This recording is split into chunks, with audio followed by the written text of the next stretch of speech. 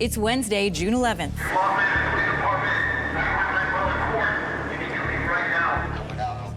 A partial curfew has not stopped protesters in Los Angeles. Police have started making mass arrests. Really scary seeing it actually sort of come to your doorstep. And I'm feeling it right now. It's hard to talk about. Squamish on alert. An out-of-control wildfire leads to a local state of emergency. Their original estimate of $19 billion was based on outdated information. A report says Canada's plan to buy F-35 fighter jets is going to cost 50% more than first estimated. This as Ottawa weighs the future of the purchase. The countdown is on, and the sense of anticipation is really growing. 1 year to go, 365 days from this moment. Fans from 48 countries will be here in Canada, Mexico, and the United States for the 2026 FIFA World Cup. Stay with us, Canada. Your morning starts right now.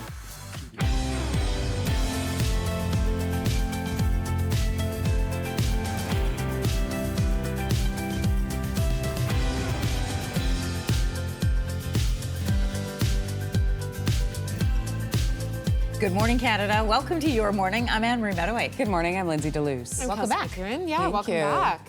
Thanks. Good to be back. Lots of news happened as I was away for a couple of days, so let's get started on this Wednesday morning. LAPD say its officers have started mass arrests after protesters defied a partial curfew. The curfew was declared by LA's mayor in response to looting and violence. It covers an area about 2.5 square kilometers in a small part of downtown. LA's mayor says the curfew will likely stay in place for a few days. Dozens of people have been arrested for breaking curfew, while almost 380 people have been detained over 4 days of protests. Around 700 Marines have been activated and are on standby.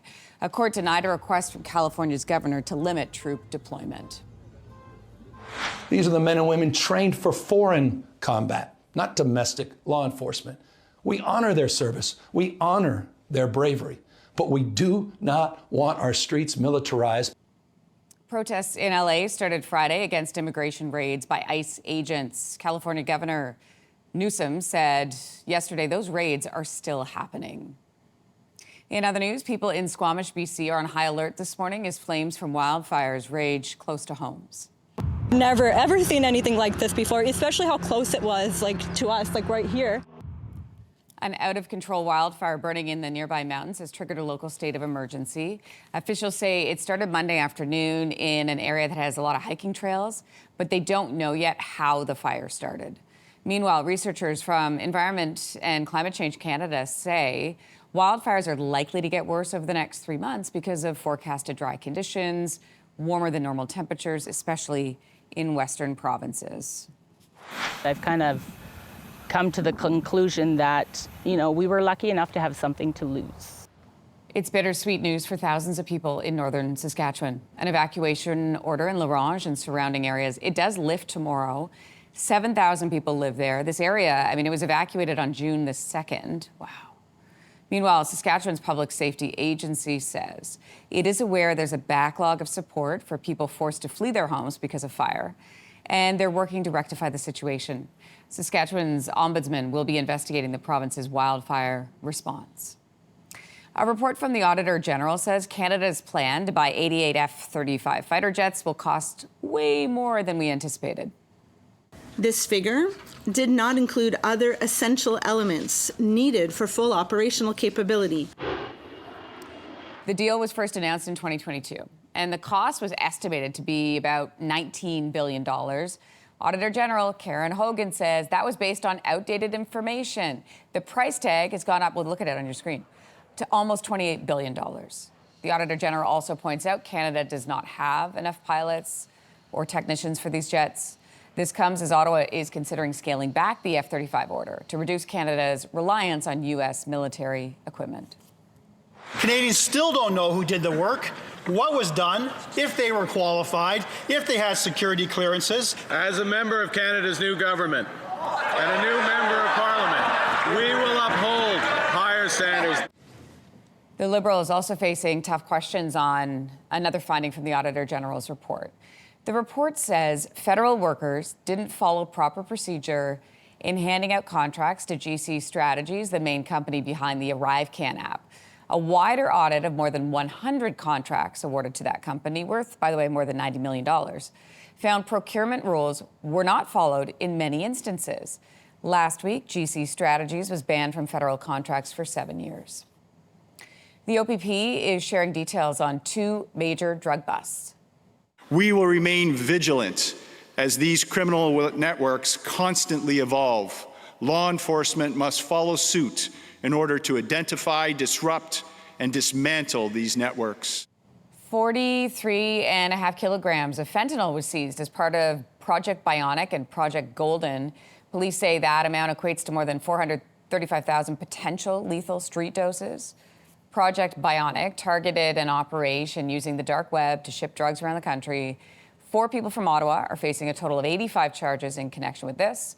Meanwhile, Project Golden was an investigation into a drug trafficking network in southwest Ontario, and 15 people are facing a combined 140 charges.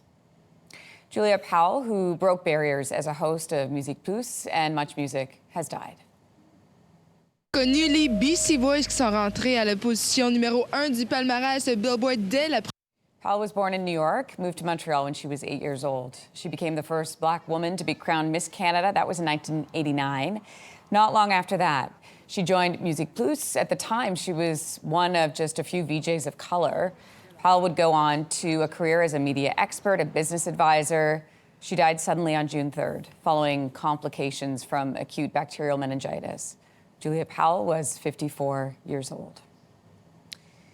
Well, the 2026 FIFA World Cup kicks off 1 year from today. You have no idea what's coming. The reality is I don't think I have any idea what's coming. Excitement is building in both Vancouver and Toronto as Canada prepares to host its first ever Men's World Cup matches. The 2026 FIFA World Cup is the first to include 48 teams. So it begins July 11th, 2026 in Mexico City. The final will be at MetLife Stadium in New Jersey on July 19th, 2026. But excitement for us. The first match in Canada goes at BMO Field in Toronto 1 year and 1 day from today, so June 12th. And we know our men will be hosts that day. Very exciting. Well, it was a win, a draw, and a loss, all in one for Canada's national men's soccer team. Diolanda in on the left foot. Oh, and a piece for St. Clair, but Côte d'Ivoire able to win it in penalties. So despite losing the penalty shootout in last night's match with Côte d'Ivoire, Canada still won the trophy because of overall points in the 4-team tournament. The win versus Ukraine on Saturday, plus the draw they earned in regular time and last night, gave them 4 points, enough to top the tournament table. This was the final warm-up for our men before they take on Honduras at the Gold Cup next Tuesday.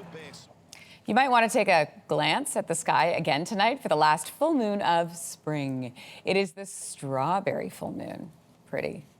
It's called that because traditionally, this is the time of year to pick the ripened fruit, otherwise known as the strawberry. Not my favorite berry, but anyway. The moon will be at its fullest this morning, but it will appear full until tomorrow morning, depending on where you are, of course. The smoky skies from the wildfires will give it that sort of reddish, more reddish hue. Very cool. Yeah. Very rare.